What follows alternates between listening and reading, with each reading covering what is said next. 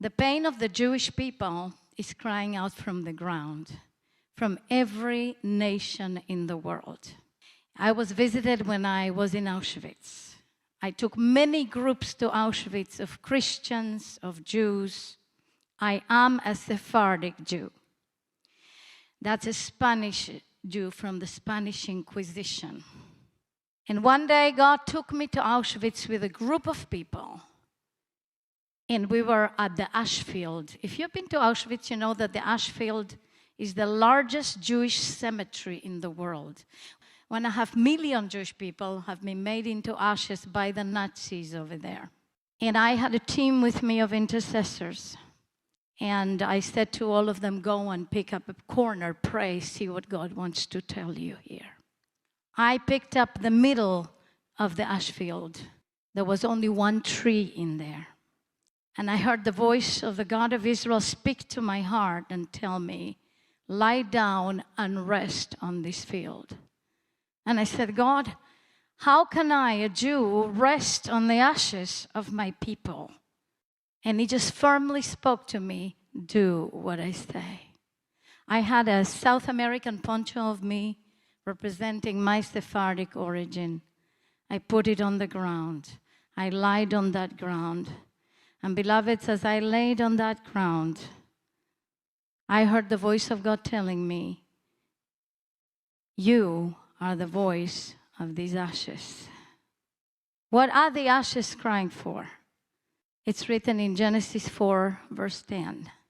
Cain, where is your brother Abel? His blood is calling to me from the ground. And what is that voice crying for? The voice is crying for judgment. The voice is crying for judgment on the nations that either perpetrated or either sided or either were silent or neutral. And it's not only the nations. By virtue of me being a believer in the Messiah and the Jew and the minister, I can tell you that that blood is crying specifically towards the church. Yes, towards Islam.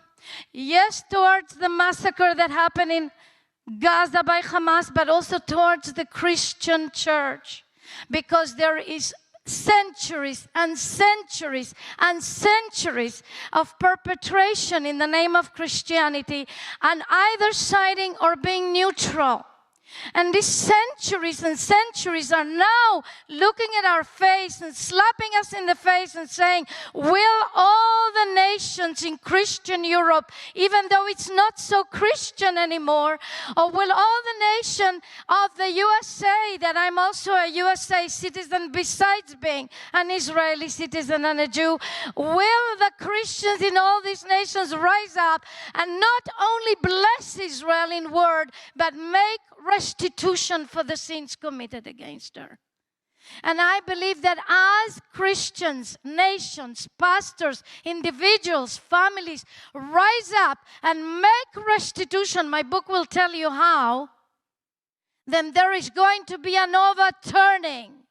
And there will be a special window of mercy, a special window of opportunity for a change, for mercy, for salvation, for deliverance over the nations.